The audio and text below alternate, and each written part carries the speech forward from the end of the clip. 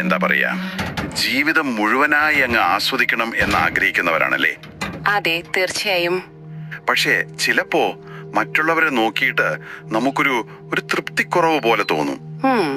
അത് സ്വാഭാവികമാണ്. എന്നാൽ സത്യത്തിൽ പ്രധാനം നമ്മുടെ ജീവിതത്തോടുള്ള ഒരു നോട്ടപ്പാടും നമ്മൾ എന്ത് ചെയ്യുന്നു എന്നതുമാണ്. ശരിയല്ലേ? വളരെ ശരിയാണ്. ഇന്ന് നമ്മൾ ശ്രദ്ധിക്കുന്നത് ഈ കഴിവ് എന്നൊരു ആശയത്തെക്കുറിച്ചാണ്. പിന്നെ അതെങ്ങനെ നമ്മുടെ പ്രവർത്തനങ്ങളുമായി ബന്ധപ്പെട്ട് കിടക്കുന്നു എന്നതും. കഴിവ്, പ്രവർത്തനം.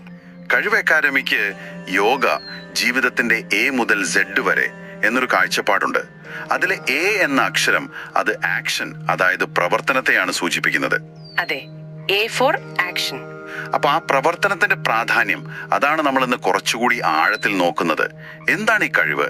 നമ്മുടെ ഉള്ളിലുള്ള ഒരു പൊട്ടൻഷ്യൽ ആണോ?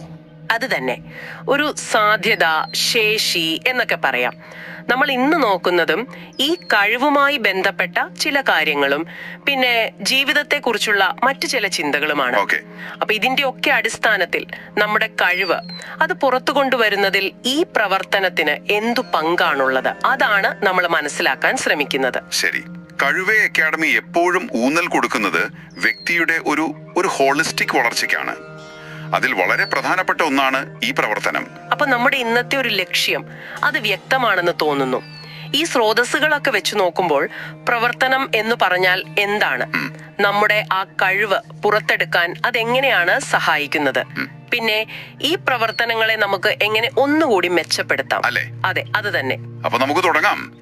കഴിവേ അക്കാദമിയുടെ ആ എ ടു സെഡിൽ എ പ്രവർത്തനത്തിനാണ്, ആക്ഷൻ.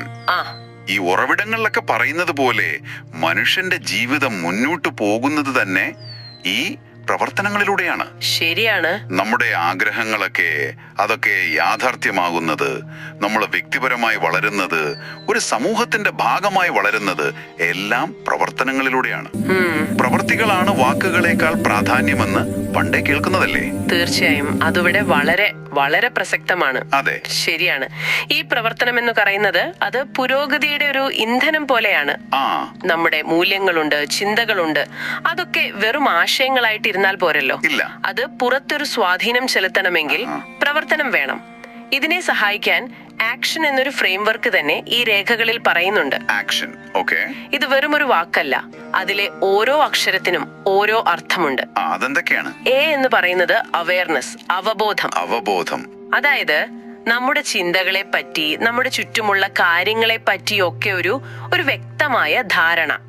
അതാണ് നമ്മുടെ പ്രവൃത്തിക്കൊരു ദിശ തരുന്നത്. ശരിയാണ്. പിന്നെ സി, അത് കമ്മിറ്റ്മെന്റ്, പ്രതിബദ്ധത.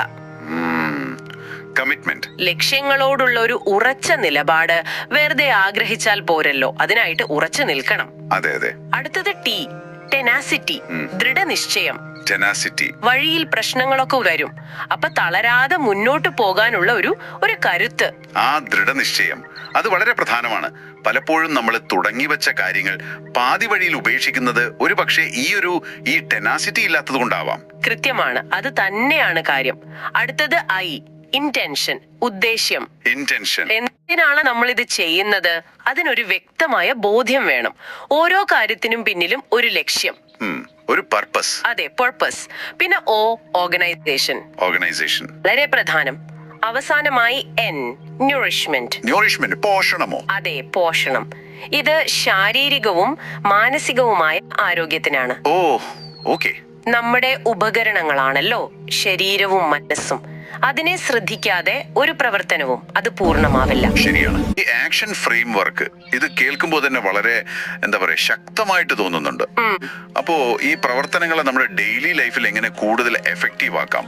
നമ്മുടെ കഴിവ് മുഴുവനായിട്ട് ഉപയോഗിക്കാൻ എന്ത് ചെയ്യണം? അതിന് പ്രധാനമായിട്ടും 3 കാര്യങ്ങളാണ് ഈ ഉറവിടങ്ങൾ പറയുന്നത്. ഒന്ന്, അച്ചടക്കം, ഡിസിപ്ലിൻ വളർത്തുക. അത് നമ്മൾ നേരത്തെ പറഞ്ഞ കമ്മിറ്റ്മെന്റ്, ടെനാസിറ്റി, അതിനെയൊക്കെ സപ്പോർട്ട് ചെയ്യും. 2, സാമൂഹിക ഉത്തരവാദിത്തം, സോഷ്യൽ റെസ്പോൺസിബിലിറ്റി. നമ്മുടെ പ്രവൃത്തികൾ നമ്മളെ മാത്രമല്ലല്ലോ ബാധിക്കുന്നത്, ചുറ്റുമുള്ളവരെയും സമൂഹത്തെയും ബാധിക്കുന്നുണ്ട് എന്നൊരു ബോധ്യം വേണം. 3, കാര്യങ്ങളെ ഒന്ന് ക്രിട്ടിക്കലായിട്ട് കാണാനും ശരിയായ തീരുമാനങ്ങൾ എടുക്കാനുമുള്ള കഴിവ്, ക്രിട്ടിക്കൽ തിങ്കിങ്. വിമർശനാത്മക ചിന്ത. അതെ, ഇത് നമ്മൾ ആദ്യം പറഞ്ഞ അവയർനെസ്, ഇന്റൻഷൻ, അതിനൊക്കെ വളരെ അത്യാവശ്യമാണ്. ഈ അച്ചടക്കം, ഉത്തരവാദിത്തം എന്നൊക്കെ കേൾക്കുമ്പോ യോഗയിലുള്ള ചില ആശയങ്ങളുമായിട്ട് ഇതിനൊരു സാമ്യം ഉണ്ടല്ലോ. തീർച്ചയായും ഉണ്ട്. പ്രത്യേകിച്ച് കർമ്മയോഗം എന്ന ആശയം. കർമ്മയോഗം അതിന്റെ ഫലത്തിൽ മാത്രം നോക്കാതെ ചെയ്യുന്ന ആ പ്രവൃത്തിയിൽ ശ്രദ്ധിക്കുക, ആത്മാർത്ഥത കാണിക്കുക, അതാണ് കർമ്മയോഗം പറയുന്നത്. ഇത് നമ്മൾ ഈ പറഞ്ഞ ആക്ഷൻ ഫ്രെയിംവർക്കിലെ ഇന്റൻഷൻ, കമ്മിറ്റ്മെന്റ് ഇതുമായിട്ടൊക്കെ ചേർന്ന് പോകുന്നതാണ്. ശരിയാണ്. ഫലം ആഗ്രഹിക്കാതെ എന്നാൽ വ്യക്തമായ ഉദ്ദേശത്തോടെ, സമർപ്പണത്തോടെ പ്രവർത്തിക്കുമ്പോൾ അത് നമ്മുടെ ശരിക്കുള്ള കഴിവ് പുറത്തു കൊണ്ടുവരാൻ സഹായിക്കും. അത് മറ്റുള്ളവർക്കൊരു ഇൻസ്പിറേഷൻ ആവുകയും ചെയ്യും. അപ്പോൾ ലക്ഷ്യബോധത്തോടെയുള്ള പ്രവർത്തനം അത് നമ്മളെയും സമൂഹത്തെയും ഒരുപോലെ വളർത്തും. അപ്പൊ ചുരുക്കി പറഞ്ഞാൽ അവബോധത്തോടെ, പ്രതിബദ്ധതയോടെ, ദൃഢനിശ്ചയത്തോടെ, പിന്നെ വ്യക്തമായ ഉദ്ദേശത്തോടെ, നല്ല പ്ലാനിങ്ങോടെ നമ്മുടെ ശാരീരികവും മാനസികവുമായ ഊർജം നിലനിർത്തിക്കൊണ്ടും അങ്ങനെ ചെയ്യുന്ന പ്രവർത്തനങ്ങൾ, ഈ ആക്ഷൻ തത്വങ്ങൾ, അതാണ് നമ്മുടെ ഉള്ളിലെ ആ കഴിവ്, ആ സാധ്യതകളെ പുറത്തെടുക്കാൻ സഹായിക്കുന്നത്. അതുവഴി കൂടുതൽ സംതൃപ്തമായ ഒരു ജീവിതം നയിക്കാൻ പറ്റും, അല്ലേ? അതെ, അത് തന്നെയാണ് ഈ ചർച്ചയിലൂടെ വ്യക്തമാകുന്നത്. നന്നായി. പിന്നെ ഈ ആശയങ്ങളൊക്കെ ജീവിതത്തിൽ കൊണ്ടുവരാൻ ശ്രമിക്കുമ്പോൾ ഓർക്കാൻ പറ്റിയൊരു ചിന്ത ഈ ഉറവിടങ്ങളിൽ തന്നെയുണ്ട്. എന്താണത്? ഓരോ നിമിഷവും ഒരു സമാനമായി കരുതുക, ഓരോ ശ്വാസവും ഒരു അനുഗ്രഹമായി സ്വീകരിക്കുക.